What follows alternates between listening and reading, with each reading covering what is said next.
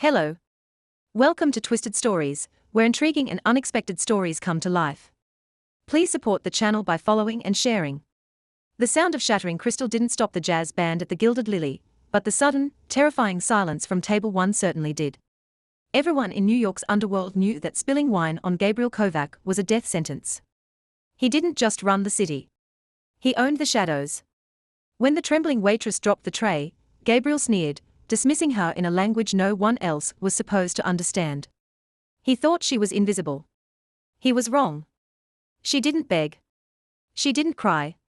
She straightened her spine, looked him dead in the eye, and uttered 7 words in flawless, icy Russian that turned the predator into the prey.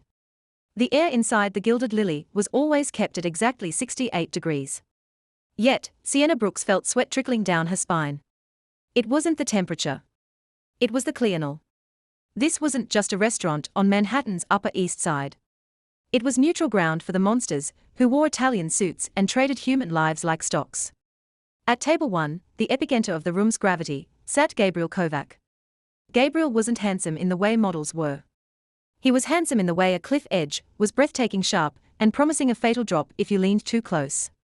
He was wearing a charcoal 3-piece suit that cost more than Sienna's entire life. Earnings tailored by Anderson and Shepard on Savile Row to hide the shoulder holster beneath his left arm. More Pinot now. A voice snapped. It was Lucas Rossi, Gabriel's second in command.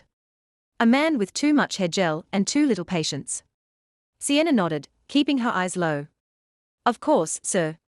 She moved to the table, the bottle of 1982 Shadow Margaux heavy in her hand. Her wrist was throbbing, an old injury flaring up from the rain outside, but she kept her grip steady. She had been working here for 3 weeks under the name Sienna Brooks. Invisible, boring, safe. As she leaned in to pour, a heavy hand slammed onto the table. It was Gabriel. He was arguing with the man opposite him. A rival lieutenant named Oleg Vasov. You take the docks, I take the skyline, Oleg, that was the deal. Gabriel growled, his voice a low rumble that vibrated through the table. The sudden impact of his hand jumped the silverware. Sienna flinched. The bottleneck clipped the edge of Gabriel's wine glass. Crash! Red wine exploded across the pristine white tablecloth. But worse, far far worse, a dark blood-like stain began to spread instantly across the lapel of Gabriel's grey suit. The entire restaurant went silent. Forks froze halfway to mouths. The piano player hesitated, missing a beat. Gabriel slowly looked down at his chest, then up at Sienna. His eyes were the color of gunmetal, and right now they were devoid of any humanity. Sienna stepped back, clutching the empty bottle. I am so sorry, sir. I'll get a towel. Gabriel stood up. He towered over her 6 feet 3 inches of pure condensed violence. He didn't yell. He didn't strike her. That would have been less terrifying. Instead, he adjusted his cuffs, his expression one of utter boredom and disgust. He turned to Lucas, dismissing Sienna entirely, speaking in rapid, low-toned Russian, a language he used when he wanted to be candid without the Americans listening. Yazik translation. Get this filth out of my sight. She smells like cheap soap and failure. Tell the manager to fire her before I cut out her tongue. Lucas laughed, a cruel barking sound. Consider it done, boss. Gabriel turned his back on her, reaching for his napkin to dab at the stain, dismissing her existence, as if she were an insect he had already crushed. Sienna stood there. The fear that had been gripping her throat suddenly vanished, replaced by a cold, familiar rage she hadn't felt in 5 years. The trembling in her hands stopped. Her posture shifted. The slouch of the tired waitress disappeared, replaced by the rigid grace of a soldier. She took 1 step forward. She said. Her voice wasn't loud, but it cut through the room like a serrated knife. The accent wasn't American, trying to speak Russian. It was native, specifically the dialect spoken in the high councils of St. Petersburg. Translation: You aren't very observant for a man with a price on his head. Gabriel froze, his hand halted mid-wipe on his lapel. Sienna continued, her eyes locking onto his as he whipped around to face her. She switched to English, but the cadence was lethal. And for the record, it's not cheap soap. It's lavender. Maybe if you weren't so busy choking on your own ego, you'd notice the man at the bar has been photographing your documents for the last 20 minutes. The silence in the room was now heavy enough to crush bones. Gabriel stared at her. For the first time in a decade, the ruthless king of New York looked genuinely stunned. Sienna dropped the empty wine bottle on the table. It didn't break. It just thudded with finality. I quit, she said. She turned on her heel and walked out the front door, leaving the most dangerous man in the city staring at her back. Gabriel Kovac did not chase her. Not immediately. He was a predator, not a dog. Get the man at the bar, Gabriel ordered, his voice terrifyingly calm. Lucas and 2 other guards swarmed the man at the bar, Sienna had indicated. Within seconds, they found a miniature camera disguised as a tie clip. The man was dragged out the back exit before he could scream. Gabriel sat back down, ignoring the wine stain. He stared at the swinging kitchen doors where the waitress had vanished. Who is she? He asked. Just a girl, Lucas stammered clearly, shaken that he had missed the spy at the bar. Name is Sienna Brooks. Hired 3 weeks ago. Clean background check. A waitress with a clean background check, who speaks high brute for Russian and spots surveillance operatives better than my own head of security. Gabriel's eyes narrowed. She's not a waitress, Lucas. She's a plant. I'll bring her in, Lucas said, reaching for his radio. No, Gabriel stood up, buttoning his stained jacket. I'll do it. 30 minutes later, Gabriel sat in the back of his armored Cadillac Escalade, a laptop open on his knees. His personal hacker, a nervous kid named Cypher, was typing furiously in the front seat. I'm telling you, boss, it's weird. Cypher said, Sienna Brooks exists. Born in Ohio, moved to New York in 2023. Social security matches, credit history matches. Dig deeper. Gabriel commanded. I am. But wait. Cypher paused. Okay, this is subtle. Her dental records in the file. They're a copy-paste from a deceased woman in Seattle, and her rental agreement for her apartment in Queens. The landlord listed is a shell company owned by a holding firm in Zurich. Zurich, Gabriel murmured. Who owns the holding firm? It's encrypted. Military-grade boss. This girl isn't a nobody. This is a witness protection level build or something darker. She's a ghost. Gabriel looked out the window as the rain lashed against the bulletproof glass. He felt a strange sensation in his chest. It wasn't fear, he had burned that out of himself years ago. It was intrigue, obsession. He had insulted her. He had called her filth. And she had saved his life by pointing out the spy, then humiliated him and vanished. Find her phone signal, Gabriel ordered. She ditched her burner phone in the alley behind the restaurant, Cypher said. But I picked up a momentary ping from a secondary device, a satellite signal. It lasted 3 seconds. We're the meatpacking district, an old industrial loft on 14th Street. Gabriel signaled the driver, go. The building was a converted slaughterhouse, red brick, crumbling under the assault of the New York weather. It was the kind of place people went to be forgotten. Gabriel moved up the stairs alone. He told Lucas to stay in the car. This required a scalpel, not a hammer. He reached the 3rd floor door 3B. The lock was simple, too simple. He picked it in 6 seconds, and pushed the door open, his hand hovering near his holster. The apartment was sparse, a mattress on the floor, a table, and a wall covered in maps. Not maps of New York, maps of Moscow, Kiev, and London. Red string connected photos of men in suits, and there in the center of the web was a photo of Gabriel himself. You're loud for an assassin, a voice came from the shadows. Gabriel spun around. Sienna, or whatever her name was sitting on the windowsill, one leg dangling out into the rainy night. She had changed out of her waitress uniform into black tactical cargo pants and a fitted thermal shirt.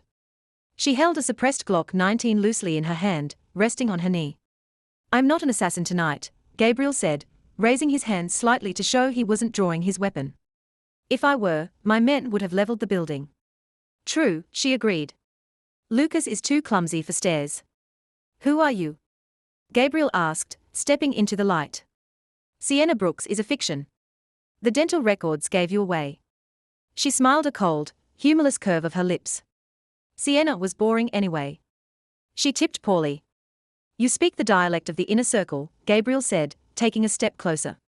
The air between them crackled with electricity. It wasn't just danger. It was chemistry, potent and volatile. You saved me from the spy at the bar. Why you hate me? I saw it in your eyes. I don't hate you, Gabriel. You're just a variable in an equation I'm trying to solve, she said, hopping down from the windowsill. She didn't raise the gun, but she didn't holster it either. And I didn't save you. I just didn't want the FBI raiding the restaurant before I got what I needed. And what do you need? Information, she said. About the Black Lotus, Gabriel stiffened. The Black Lotus was a myth, a legend of a shadow organization that dismantled syndicates from the inside. That's a fairy tale, Gabriel scoffed. Is it? She walked over to the wall of maps and tapped a photo next to Gabriel's. It was a picture of his father, Victor Kovac, who had been murdered 5 years ago. A murder that had never been solved. Your father was meeting with a contact from the Black Lotus the night he died, she revealed. I was there. Gabriel's heart hammered against his ribs. You were there. You're lying. You look 24. I'm 26, she corrected. And I was his bodyguard's daughter. My name isn't Sienna. It's Natalia. The name hit Gabriel like a physical blow. Natalia, the daughter of his father's most loyal enforcer. The girl who had vanished the same night his father was killed. He remembered a scrawny teenager, with braided hair, who used to watch them train. Natalia, he whispered. We thought you were dead. We found pieces. You found what I wanted you to find, Natalia said, her voice dropping an octave, losing the bravado, and revealing a sliver of pain. I had to run, Gabriel, because the person who killed your father, and mine, wasn't a stranger. She looked him dead in the eye, the silence of the room amplifying her next words. It was your brother Andrew. Gabriel laughed, a harsh, incredulous sound. Andrew is dead. He died in the car crash with them. No, Natalia said, reaching into her pocket and pulling out a gold cyanate ring. She tossed it to him. Gabriel caught it. He looked at the inscription. Kovac. It was Andrew's ring, but it wasn't scorched or damaged. It was polished, worn recently. He's alive, Gabriel, Natalia said, moving closer until she was inches from him. He could smell the lavender soap he had mocked earlier. It was intoxicating. He's running the Black Lotus, and he's coming for you next. That spy at the bar. He wasn't FBI. He was Andrew's scout. Gabriel gripped the ring so hard the metal bit into his palm. His entire world was tilting on its axis. The brother he had mourned was the monster in the dark. The waitress he had insulted was the only person who knew the truth. Why come back now? Gabriel asked, his voice rough. Because, Natalia whispered, looking up at him, her vulnerability flashing for just a second. I can't kill him alone. I need the ruthless king of New York. And if I refuse, then you die tonight, she said simply. Andrew's hit squad is 3 minutes away.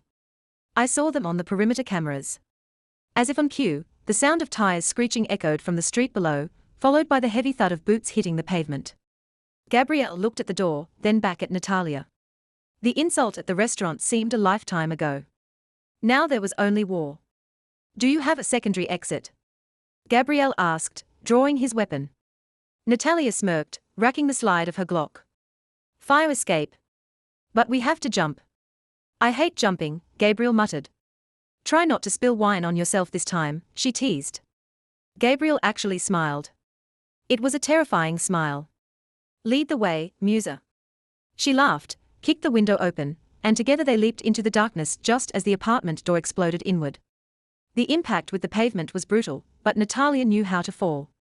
She tucked her shoulder, rolling through the momentum to absorb the shock, coming up in a crouch with her weapon raised. Gabriel was less graceful. He landed hard on his left side, a grunt of pain tearing from his throat as the expensive Italian wool of his suit tore against the wet asphalt. Move. Natalia hissed, grabbing his good arm. They have thermal optics. If we stay still, we are dead. My leg, Gabriel gritted out, testing his weight. It's not broken, just twisted. Run on it anyway. Above them, the window of the loft was bathed in the red glow of laser sights. Bullets began to chew up the brickwork around them, sending shards of masonry raining down into the alley. Natalia didn't flinch. She returned fire, 2 controlled shots up toward the fire escape to force their pursuers to duck, and then dragged the King of New York into the shadows. They didn't take the street. That was a rookie mistake. Natalia led him through a maze of service corridors and chain-link fences, moving with a familiarity that unsettled Gabriel. She knew the city's skeleton better than he knew its skin. They burst out onto a service road near the Hudson River. Gabriel was limping, his breath coming in ragged gasps, but his eyes were scanning for threats. We need a car, Gabriel said, reaching for a phone that wasn't there. He cursed, remembering he had left it in the loft. No cars. Gridlock is a trap, Natalia said, holstering her weapon beneath her jacket. She pointed toward a rusted metal grate in the ground near the underpass. We go down. Gabriel stared at the sill grate. You have to be joking. The Black Lotus has eyes on the traffic cameras, Gabriel. Do you want to be a clean corpse or a dirty survivor? Gabriel scowled the indignity wearing with his survival instinct. He grabbed the grate and heaved it open. After you, princess. They descended into the darkness. The smell was damp and metallic. The sound of the city above muffled into a distant hum. They navigated the old subway maintenance tunnels, a labyrinth of dripping pipes and graffiti that hadn't seen a worker in 20 years. After an hour of walking in silence, the adrenaline began to fade, replaced by a throbbing ache in Gabriel's leg and a burning curiosity. You said you were there. Gabriel's voice echoed in the tunnel. The night my father died. You said you saw Andrew do it. Natalia didn't look back. She kept her flashlight trained on the slick path ahead. I saw him rig the brakes on the Mercedes. I was 12, hiding in the garage rafters. I thought he was fixing it. I didn't understand what I'd seen until the news broke the next morning. Why didn't you tell anyone? Who you? She stopped and turned the flashlight beam cutting across Gabriel's face. You were 21, grieving and drunk. Lucas was already ambitious. If I had spoken up, Andrew would have killed me before I finished the sentence. So I ran. My father died in that cartoon. Gabriel, you lost a father. I lost my entire world.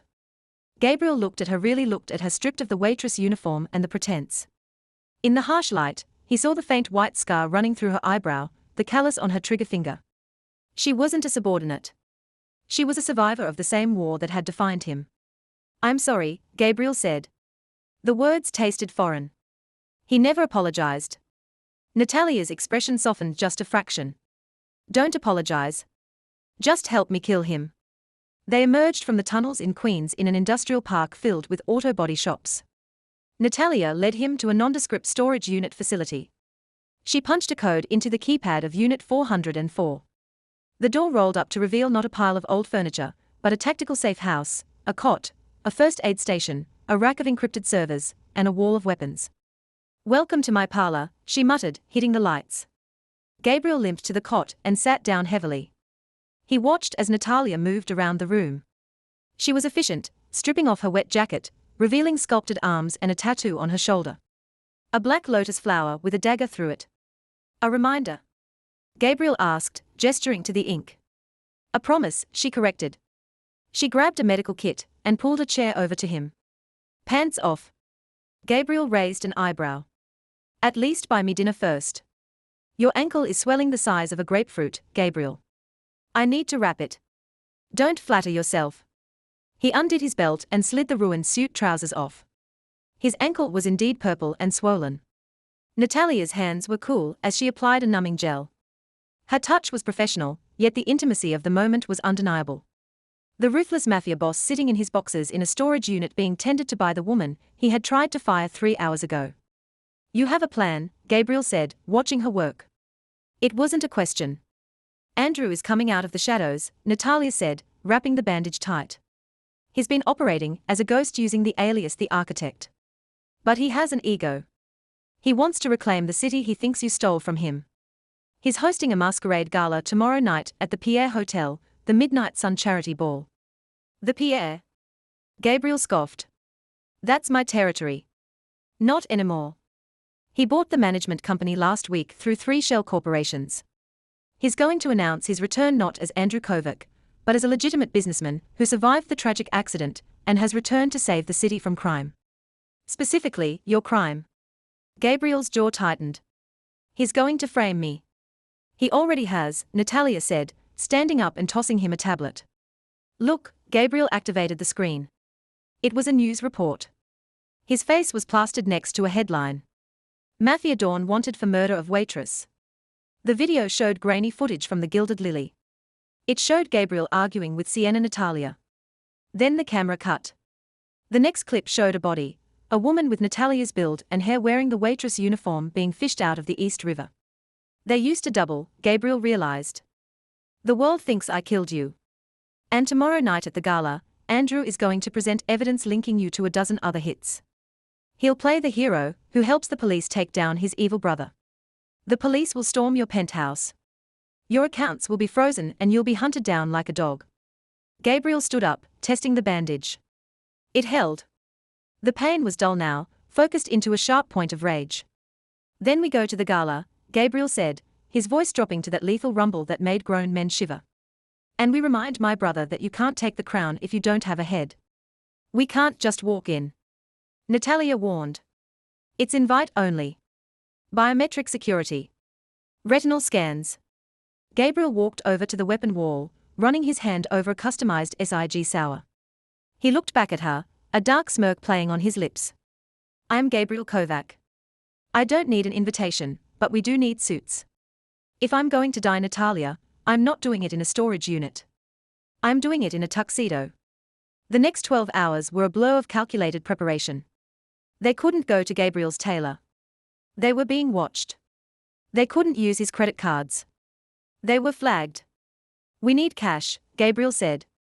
They were sitting on the floor of the storage unit, eating cold protein bars. I have cash, Natalia said, kicking a duffel bag near the servers. 200,000 stolen from one of Andrew's couriers last month. Gabriel chuckled, shaking his head. I like you, Natalia. You're a thief. I'm a pragmatist. They sourced the clothes from a cleaner in Chinatown, an old woman named Madame Lin, who outfitted assassins and spies. She didn't ask questions. She just measured them with quick, sharp movements and took the cash. For Gabriel, a midnight blue tuxedo with a shawl collar cut to conceal a shoulder harness. For Natalia, a gown that looked like it was woven from liquid darkness, black silk that clung to every curve with a slit high up the thigh to allow access to the knife strapped to her leg. By 7:00 p.m., the transformation was complete. Gabriel stood in front of a cracked mirror in the back of Madame Lin's shop. He adjusted his bow tie. He looked every inch the billionaire kingpin, but there was a new hardness in his eyes. He turned when he heard the curtain rustle. Natalia stepped out. Gabriel stopped breathing for a second. The waitress with the cheap soap was gone. The tactical soldier was gone. In their place was a queen of the underworld. The dress left her back bare, exposing the scars of her past, but she wore them like jewelry. She had pulled her hair up, leaving her neck exposed, a neck he had threatened to cut, but now found himself staring at a hunger that had nothing to do with violence. Stop staring, Natalia said, though her cheeks flushed slightly. You'll wrinkle the suit. You look.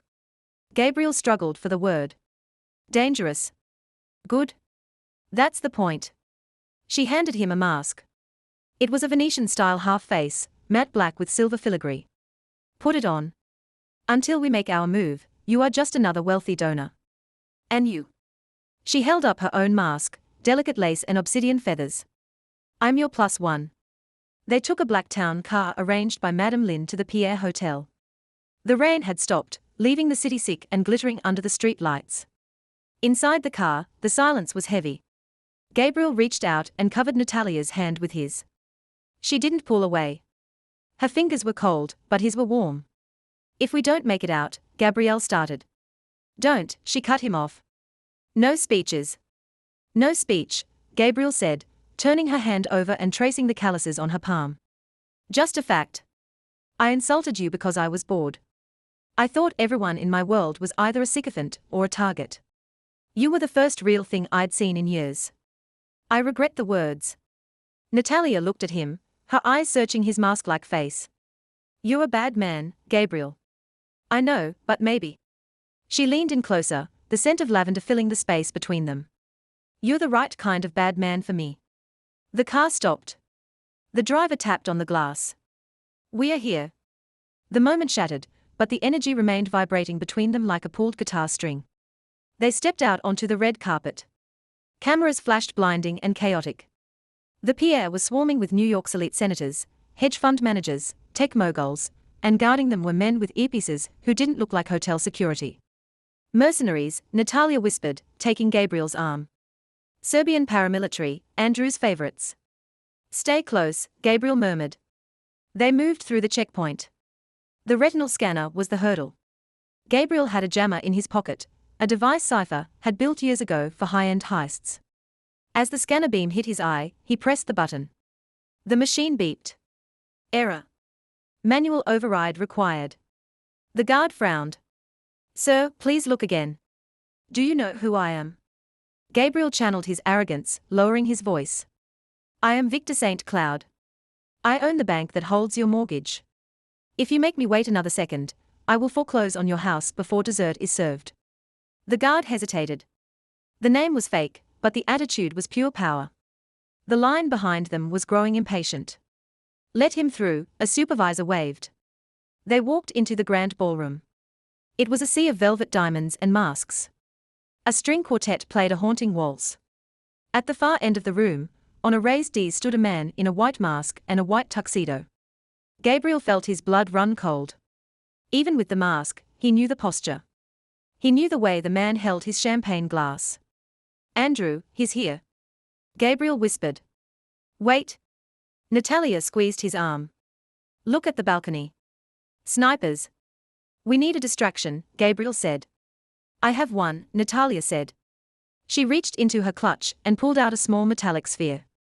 Flashbang modified for low noise, high blinding capacity. Subtle. I told you I'm not a waitress. Just then the music stopped. A spotlight hit the D's. Andrew stepped forward to the microphone. His voice, smooth and cultured, boomed over the speakers. Ladies and gentlemen, thank you for joining the Midnight Sun. Tonight is a night of revelations. For too long, this city has been held hostage by darkness, by corruption, by the covert crime family. A murmur went through the crowd. But tonight, Andrew continued, we cleanse the city. I have evidence that will put the current head of the family, Gabriel Kovac, away for life. Or perhaps end his reign even sooner. Andrew gestured to the large screen behind him. It flickered to life, showing the doctored footage of the murder. Now, Gabrielle said. Natalia rolled the sphere under the nearest table. 3, 2, 1 bang. A brilliant flash of white light erupted, blinding the nearest guards and sending the crowd into a panic. Screams erupted. The elite of New York scrambled for the exits. Go? Gabriel roared. He didn't run for the exit. He ran for the stage. Natalia was right beside him, lifting the hem of her gown with one hand and drawing her Glock with the other. A guard stepped in Gabriel's path. Gabriel didn't slow down. He struck the man in the throat. A devastating chop that dropped him instantly and snatched the guard's weapon midair. Andrew saw them coming. He didn't look scared. He looked delighted. Gabriel. Andrew shouted over the chaos, spreading his arms wide. You actually came. I won the bet. It's over, Andrew. Gabriel yelled, vaulting onto the stage. Andrew laughed, ripping off his white mask. His face was scarred. Burn marks running up the left side of his jaw. Souvenirs from the car crash. Over, brother? We haven't even started the main course. Andrew snapped his fingers. From the curtains behind the stage, a dozen men emerged. They weren't just mercenaries. They were heavily armored shock troops. But the real horror wasn't the soldiers. It was the person Andrew dragged out from behind the podium. It was Lucas.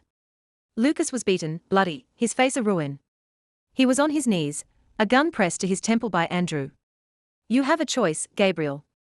Andrew sneered. Drop the gun and I kill Lucas quickly. Keep the gun and I kill him slowly. Then I kill your little waitress and then I kill you. The room was clearing out, leaving only the players on the stage. The standoff was absolute. Gabriel's gun was trained on Andrew's head. Natalia's gun was trained on the shock troops. Andrew's gun was pressed to Lucas's skull. Gabriel. Lucas wheezed, blood bubbling past his lips. Don't do it. It's a trap. Such loyalty. Andrew mocked. It's disgusting. Gabriel stared at his brother. He looked at Natalia, who was outnumbered 10 to 1, but standing her ground. Let him go, Andrew, Gabriel said softly. This is between us. Everything is between us. Andrew screamed, his composure cracking.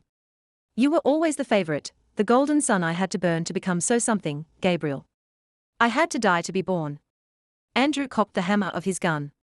Drop it, Gabriel, or I paint the stage with his brains. Gabriel hesitated, his grip on the gun tightened. He couldn't save everyone. In this world, you had to choose who survived. He looked at Natalia. Her eyes met his. There was no fear there, only calculation. She gave him a microscopic nod. She had a plan. Gabriel slowly raised his hands. Okay. Okay, Andrew, you win. He dropped the gun. It clattered on the wooden stage. Andrew grinned a feral, victorious look. Good boy. He moved the gun away from Lucas's head to aim it at Gabriel. That was the mistake. Now Natalia screamed.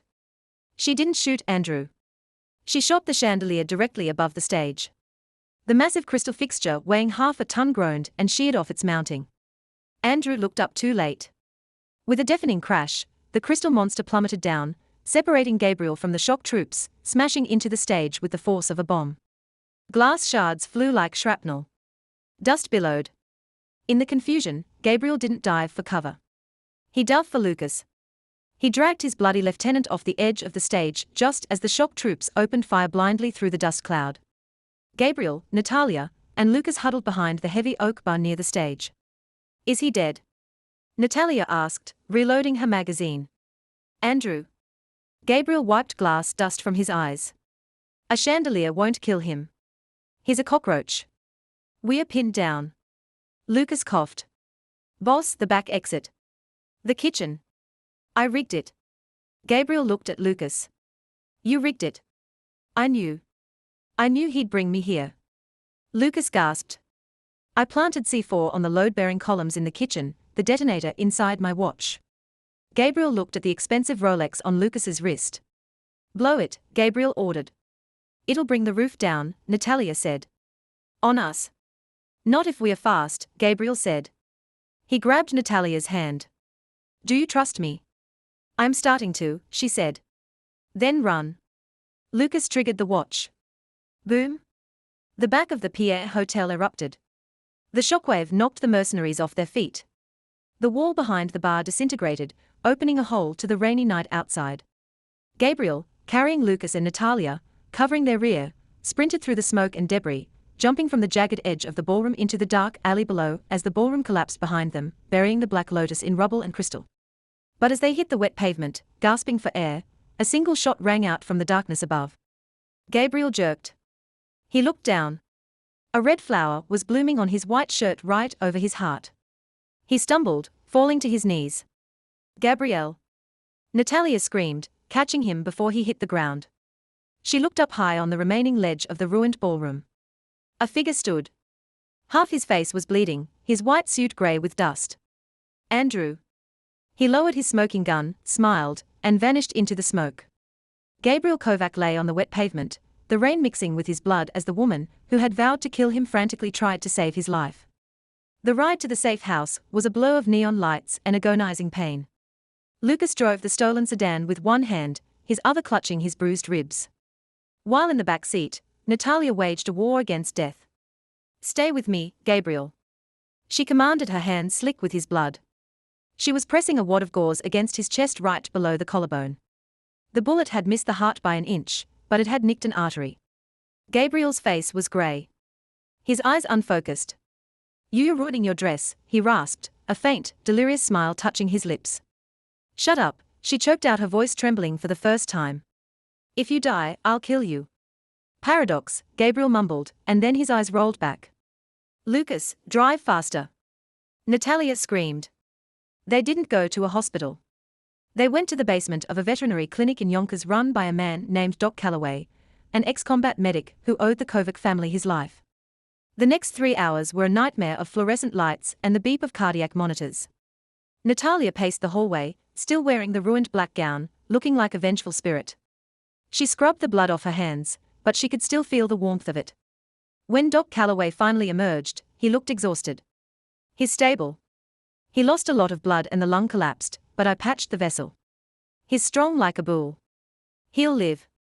Natalia slumped against the wall, sliding down until she hit the floor. She buried her face in her hands. She hadn't realized she was holding her breath for 3 hours. When she finally walked into the recovery room, Gabriel was awake.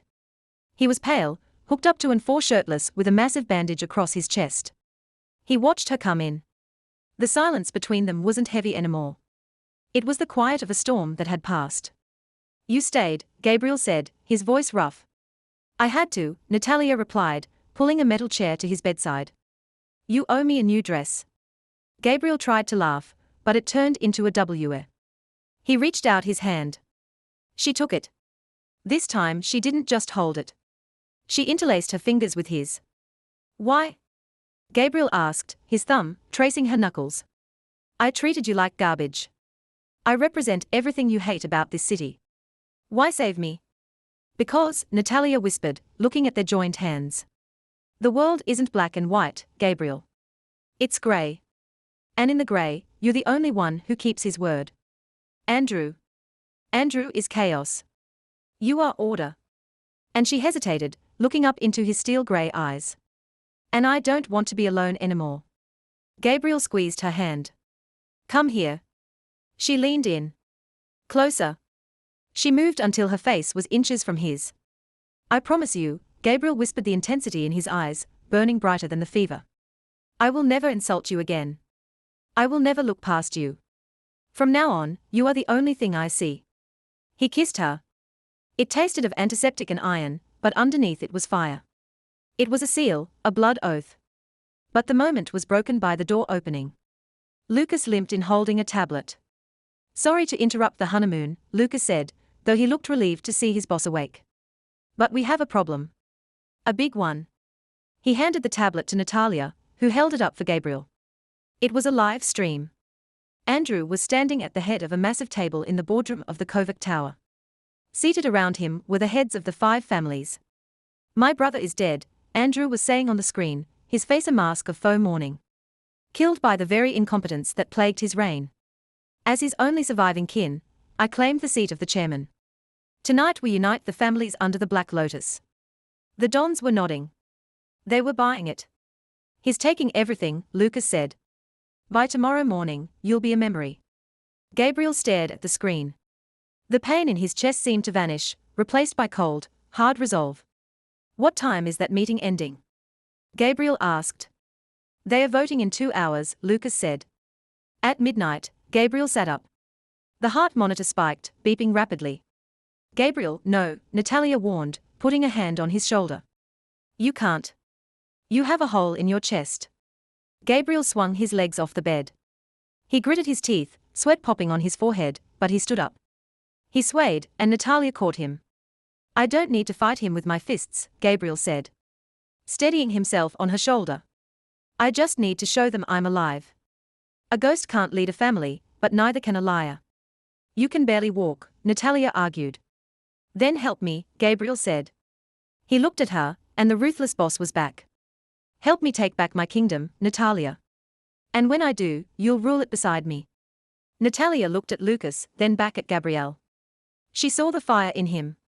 He wouldn't stay in this bed, even if she chained him to it.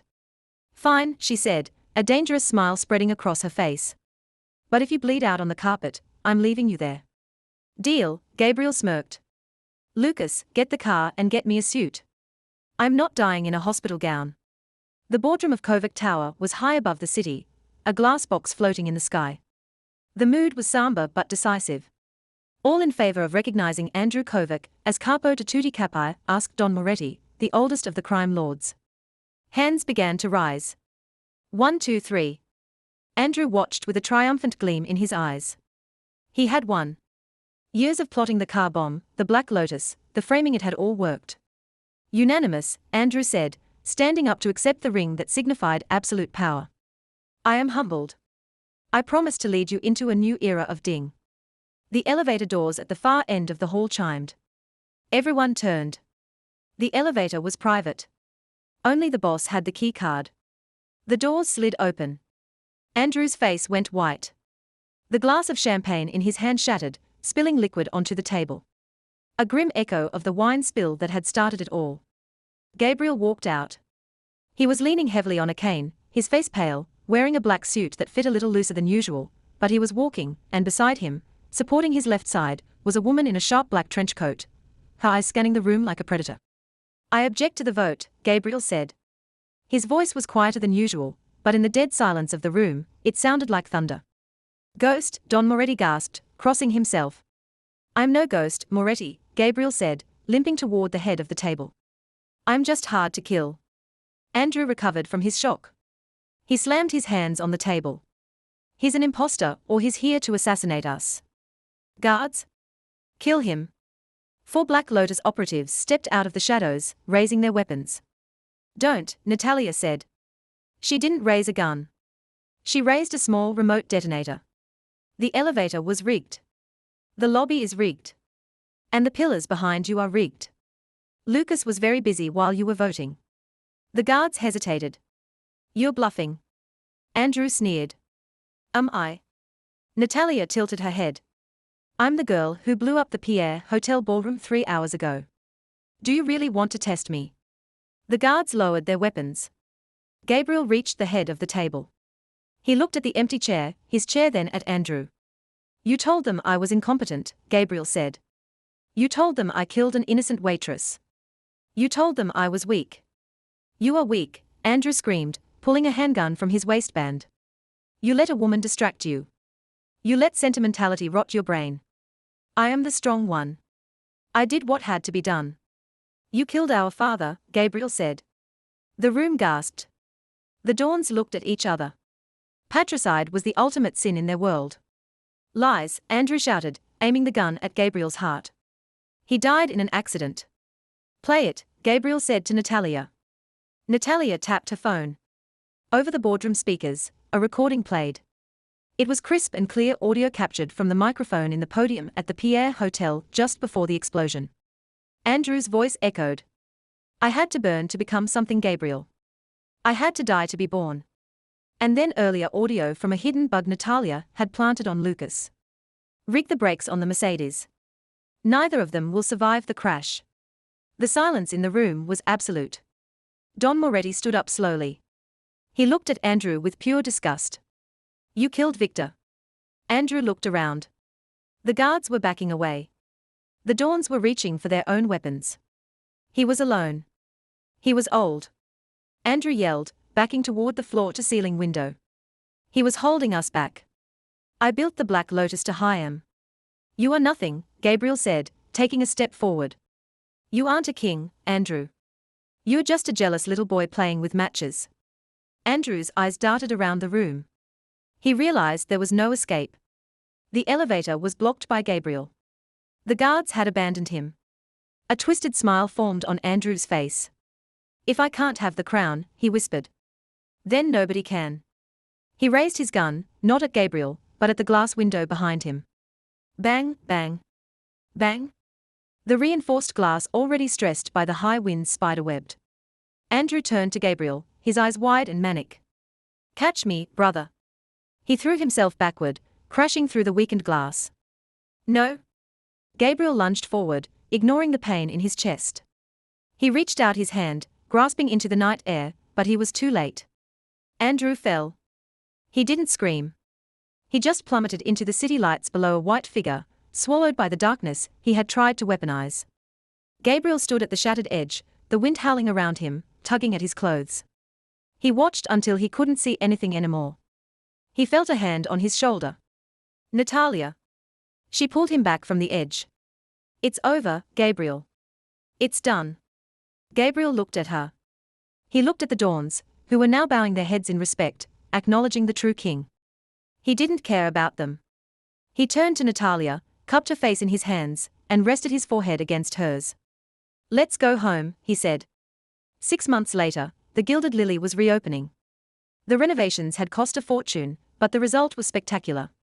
The jazz band was playing a slow, sultry tune. At table 1, the best seat in the house, sat Gabriel Kovach. He looked healthier, the grey gone from his skin, the sharp edges of his suit perfectly tailored. Your wine, sir, a voice said. Gabriel looked up.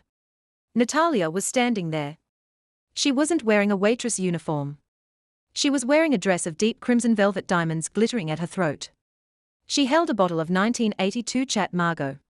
I hear the service here used to be terrible. Gabriel teased, a genuine smile lighting up his face, a smile the world had never seen before her. The management was difficult, Natalia countered, her eyes dancing with amusement. But I hear the new owner is much more accommodating. She poured the wine. She did it perfectly. Not a drop spilled. She set the bottle down and sat in the chair opposite him, not as a servant, but as an equal, as a partner. Gabriel picked up his glass. He swirled the red liquid. To the stain, Gabriel said, raising his glass. To the stain. Natalia agreed, clinking her glass against his. I love you, Natalia, he said simply and without hesitation. I know, she smiled, taking a sip. Now, drink your wine, Gabriel. We have a city to run. Gabriel drank. The wine was perfect.